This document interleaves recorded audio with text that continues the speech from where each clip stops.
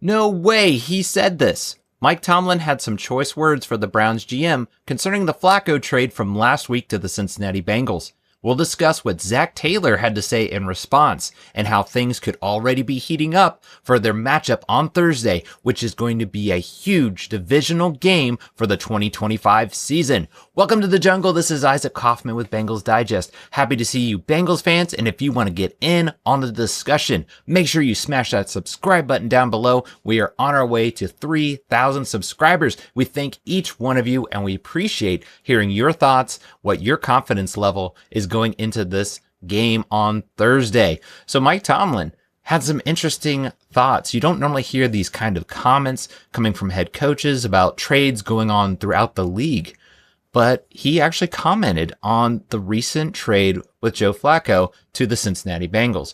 Now, Joe Flacco was the starter for the Cleveland Browns to start the year, but was eventually benched. And with Joe Burrow being injured, the Bengals made a move. They traded a 5th round pick and in exchange got Joe Flacco and a 6th round pick. What made this so interesting is this is coming from a division rival, Cleveland Browns. They were able to do this trade. Those are things you don't really hear about. And that's really what it came down to with Mike Tomlin. He had some words about how he was surprised about it. He had some choice words really kind of criticizing what the Browns were doing, because obviously, if you look on paper, we'll get into it more on the stats of what Flacco did on Sunday. Even though there was a loss against Green Bay, it was an improvement for what was going on with Jake Browning. But let's kind of rewind. This is what Mike Tomlin had to say concerning that trade. He said, "To be honest, the trade was shocking to me. Andrew Berry must be a lot smarter than me or us, because it doesn't make sense to me to trade a quarterback that you think enough of to make your opponent your opening day starter to a division opponent that's hurting in that area." But that's just my personal feelings. Seems pretty candid and open and honest about it. That's kind of how Mike Tomlin has been, but still kind of interesting that he came out and says, I mean, to me, I didn't like it. I didn't like it at all that division is helping out each other, because yes, you're division rivals. You play each other twice in a year. So to trade, which is going to benefit the Bengals obviously this year with Joe Flacco. Again, Joe Flacco is 40 years old. It's not like they traded for a superstar, but Jake Browning just was really struggling. He was not going to cut it at the rate he was going. That was obvious. 3 games he played, and the Bengals were very patient with him, but the time was up. The time was to move on, and there were so many names thrown around. The fact that Joe Flacco, what happened, that's what was so shocking. There was no reports about it, because why would a divisional rival trade and do something like that? And the Bengals, again, they only moved back. They get a 6th round pick. It's not like they traded a 5th round pick straight up.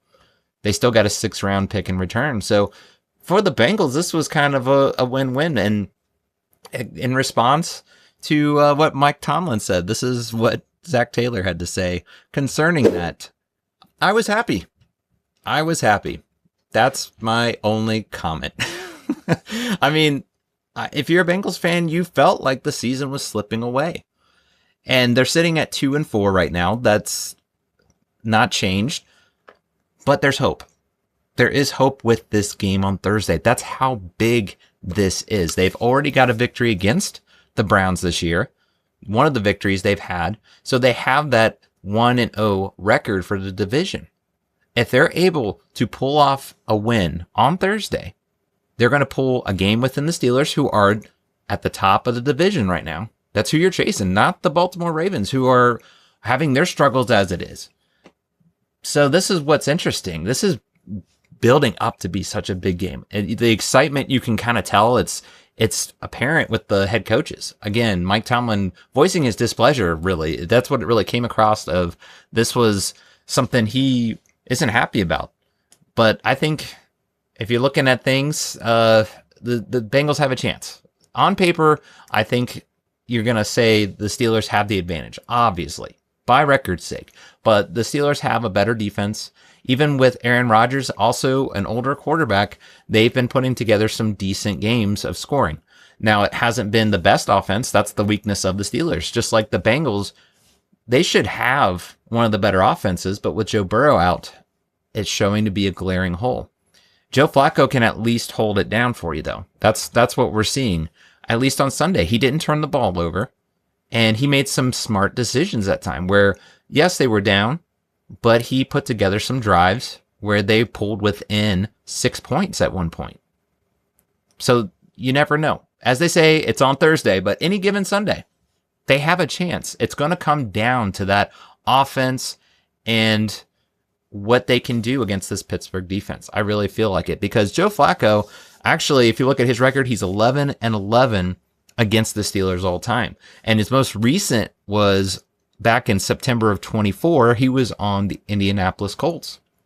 So he's familiar with the Steelers, obviously. He's played them when he was on Baltimore Ravens, but he's also played them when he was on the Colts and was able to have a victory then. So what's going to be interesting, again, I go back to it's going to be that Pittsburgh defense versus this offense. And I feel like, you know, the offense on the Steelers, it isn't that good, but I feel like they're going to still put some points up. This Bengals defense has still been shaky at times. So it's a matter of, can the Bengals score with Joe Flacco? Can they come out against that Steelers defense, which is a tough defense? It's not one of the highest ranking. If you look at the rankings for the Steelers, their total yards, they're 12th, around 326.7. They're somewhere in the 10 to 15 rankings, which is good. That's something that you'll take any day if the Bengals defense could be putting those kind of numbers up. But it's going to come down to, can the Bengals just not turn the ball over? The Steelers defense, they're timely. They're able to turn the ball over. And which Joe Flacco are you going to get? We can say, hey, the season's back with Joe Flacco. We also have to understand with Joe Flacco what you're going to get. And that's possibly those games where he does turn the ball over, kind of similar to what Jake Browning was doing there in that string of 3 games that he's playing. You just hope that he's going to be the Sunday that was against Green Bay, the 219 yards for 2 touchdowns. If he can play like that on Thursday and the defense can just get a stop or 2. Again, I don't feel like this defense, even though the Steelers offense isn't such a high rank, it's actually one of the lower ones of points per game.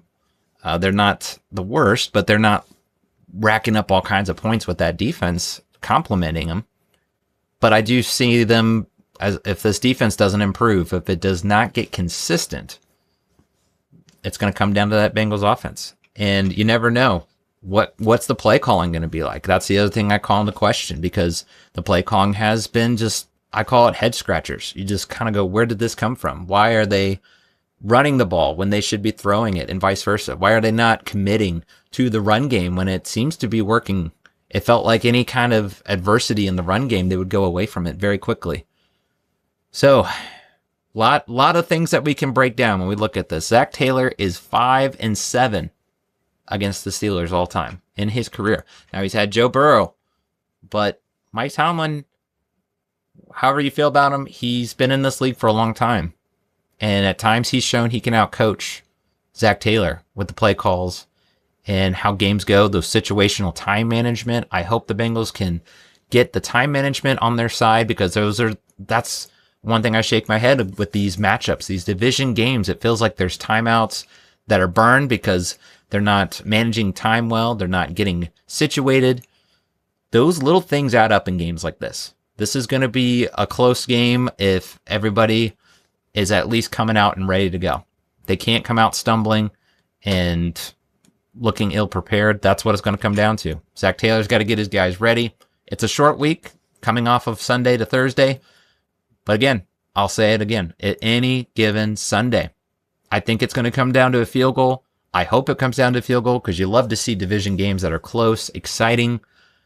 I just hope that they can pull it off. I think they can if they, again, just limit the mistakes, focus, and come in ready to go. But we want to hear from you guys. What do you think about this conversation back and forth, the comments between Mike Tomlin, Zac Taylor, those might be bulletin board material in the locker room. We want to hear from you guys. And what is your predictions for the game on Thursday at home? It's in Cincinnati against the Pittsburgh Steelers. Comment your predictions below, your confidence level, and anything else that you're feeling when it comes to this team. And if you have not already, be sure you're subscribed by smashing that subscribe button. So that's going to do it for now, guys. As we say, Who Dat?